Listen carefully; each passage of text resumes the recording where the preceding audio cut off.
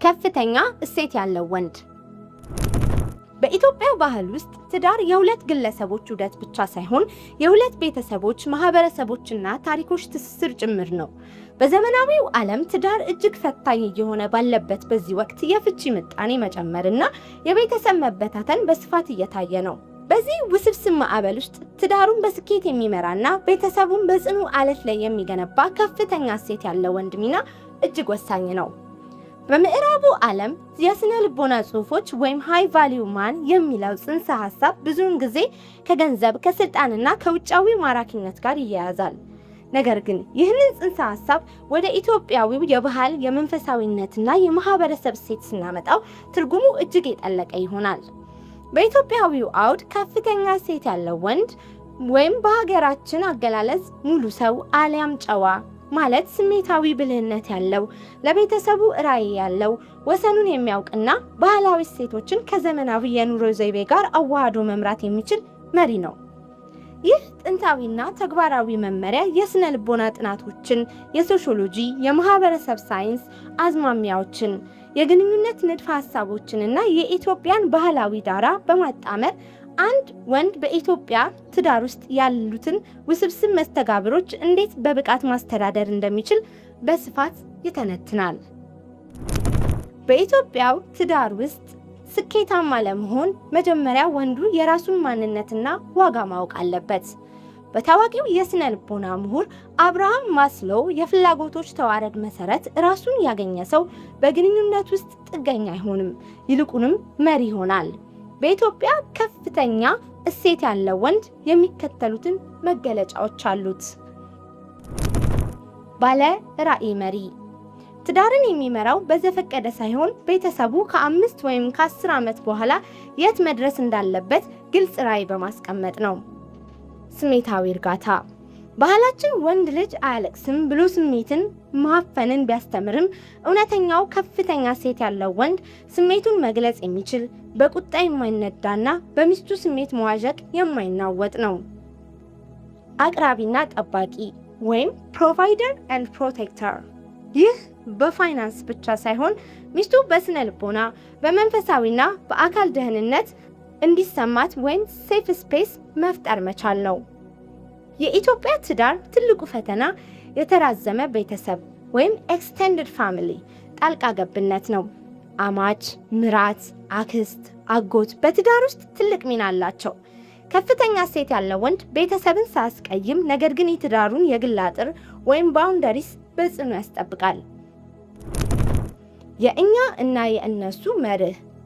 በክሊኒካል ስነ ልቦናዊ የግንኙነት ጥናት መሰረት ከተጋቡ በኋላ ቀዳሚው ቤተሰብ ሚስትህ ወይም ባልሽ ነው። አንድ ከፍተኛ እሴት ያለው ወንድ እናቱ ወይም እህቶቹ ሚስቱን ሲተቹ አብሮ አይተችም ወይም በዝምታ አያልፍም። ሚስቱን ይከላከላል። ሚስቴ የኔ አካል ናት፣ እሷን ማክበር እኔን ማክበር ነው የሚለውን መልእክት ለቤተሰቡ በተግባር ያሳያል። የፋይናንስ ድንበር። በኢትዮጵያ ባህል ለቤተሰብ መርዳት ወይም ብላክ ታክስ የተለመደ ነው። ሆኖም ይህ ያለ ሚስት እውቅና እና ከቤተሰቡ አቅም በላይ መሆን የለበትም። ከፍተኛ እሴት ያለው ወንድ ለቤተሰቡ የሚያደርገውን ድጋፍ ከሚስቱ ጋር በመመካከር በግልጽ በጀት ውስጥ ያስቀምጣል። የገንዘብ ጉዳይ በትዳር ውስጥ ለሚነሱ ግጭቶች ግንባር ቀደሙ ምክንያት ነው። በባህላችን ወንዱ አስተዳዳሪ ተብሎ ቢታሰብም ዛሬ አብዛኞቹ ሴቶች የራሳቸው ገቢ አላቸው። በዚህ ዘመናዊ መስተጋብር ውስጥ ከፍተኛ እሴት ያለው ወንድ እንዴት ይመራል? ግልጽነት። አባቶቻችን ደሞዛቸውን ወይም ሀብታቸውን ከሚስቶቻቸው ይደብቁ ነበር። ወይም ሴት ልጅ የገንዘብን መጠን አትነገርም በሚል የተሳሳተ አባባል ከፍተኛ እሴት ያለው ወንድ ግን የፋይናንስ ግልጽነት ይፈጥራል። ገቢ፣ ወጪ፣ እቁብ፣ እድርና ዕዳ በጋራ ይመከራል ብሎ ያምናል። የጋራ ራዕይ። የተከፋፈለ ኃላፊነት። ምንም እንኳን ሚስት ገቢ ቢኖራትም ከፍተኛ እሴት ያለው ወንድ የቤቱ መሰረታዊ ፍላጎት ለምሳሌ ቤት ኪራይ፣ ግሮሰሪ፣ የልጆች ትምህርት የመሸፈን ኃላፊነትን በደስታ ይወስዳል፣ አቅሙ በፈቀደ መጠን። ይህ በሚስት አእምሮ ውስጥ ጥልቅ የሆነ የመከበርና የደህንነት ስሜትን ይፈጥራል። የእርሷን ገቢ ለኢንቨስትመንት ወይም ለጋራ እድገት እንዲውል ይመራል። ዶክተር ጆን ጎትማን የተባሉት ታዋቂ የትዳር ተመራማሪ እንዳረጋገጡት ትዳርን የሚያፈርሰው የፍቅር ማለቅ ሳይሆን መናናቅ፣ መተቸት፣ መከላከልና ዝምታ ናቸው። በኢትዮጵያ ባህል አብዛኛውን ወንድ ችግር ሲፈጠር ዝምታን ይመርጣል ወይም ቶሎ ይቆጣል፣ አለም ከቤት ወጥቶ ከጓደኞቹ ጋር ጊዜ ማሳለፍን መፍትሄ አድርጎ ያስባል። ከፍተኛ እሴት ያለው ወንድ ግን ለማዳመጥ ይገኛል። ሚስቱን ስሜቷን ስትነግረው ወዲያውኑ መፍትሄ ለመስጠት አይጣደፍም። አብዛኛውን ጊዜ ሴቶች የሚፈልጉት እንዲደመጡና ስሜታቸው እውቅና እንዲሰጠው ወይም ቫሊዴሽን ብቻ ነው። ስህተቱን አምኖ ይቀበላል። ባህላዊው የእብሪት ስሜት እኔ ወንድ ነኝ አልሳሳትም ይላል። ጤናማው ወንድ ግን ይቅርታ እዚህ ላይ አጥፍቻለሁ ለማለት አያፍርም። ይህ ድርጊት ክብሩን አይቀንሰውም፣ ይልቁንም በሚስቱ ዘንድ እጅግ የሚያስከብረው የጀግንነት መገለጫ ነው። በጥንቱ የኢትዮጵያ ማህበረሰብ የሥራ ክፍፍል ግልጽ ነበር። ወንዱ ከቤት ውጪ ለምሳሌ እርሻ፣ ንግድ፣ ሴቷ የቤት ውስጥ ለምሳሌ ማብሰል፣ ልጅ ማሳደግ። ዛሬ ግን ሴቶች ልክ እንደ ወንዶች ከጠዋት እስከ ማታ ይሰራሉ። ከፍተኛ እሴት ያለው ወንድ ይህንን አዲስ እውነት ይቀበላል። ሚስቱ ሙሉ ቀን ሰርታ ደክማ ስትመጣ ሶፋ ላይ ተቀምጦ ቴሌቪዥን እያየ ራት አቅርቢ ብሎ አያዝም። የቤት ውስጥ ስራዎችን ለምሳሌ ልጅ መንከባከብ፣ ዕቃ ማጠብ፣ መርዳት እንደ ሴትነት ወይም ውርደት ሳይሆን የትብብርና የኃላፊነት መገለጫ አድርጎ ይወስደዋል። በቤት ውስጥ እገዛ የሚያደርግ ወንድ የትዳር አጋሩን የጭንቀት መጠን ወይም ስትረስ ሌቭል በከፍተኛ ሁኔታ እንደሚቀንስ የስነ ልቦና ጥናቶች ያሳያሉ። በኢትዮጵያ ትዳር ውስጥ ግጭት ሲፈጠር ሽማግሌ ይገባል። የቤተሰብ ሽምግልና የሚለው የተለመደ ነው። ይህ የራሱ የሆነ ጠቀሜታ ቢኖረውም ከፍተኛ እሴት ያለው ወንድ ትዳሩን በሽማግሌ አይመራም። የውስጥ አቅም እውነተኛ መሪ ችግሮችን ከሚስቱ ጋር በጓዳ ይፈታል። እያንዳንዱ ትንሽና ትልቅ ጠብ ወደ ቤተሰብ እንዲወጣ አይፈቅድም። የትዳሩን ሚስጥር ወይም ፕራይቬሲ ይጠብቃል። ከሶስተኛ ወገን ጋራ መመካከር ከባድ ችግር ሲገጥመው ዘመድ ከማስገባት ይልቅ ገለልተኛ የሆኑ የጋብቻ አማካሪዎችን ወይም መንፈሳዊ አባቶችን፣ መሪዎችን በአግባቡ ይጠቀማል። ቤተሰብ ቢያስታርቅም አድሎ ወይም በያዝ እና የኋሊት ቂም ስለማይጠፋ የባለሙያ ወይም ገለልተኛ እርዳታን ይመርጣል።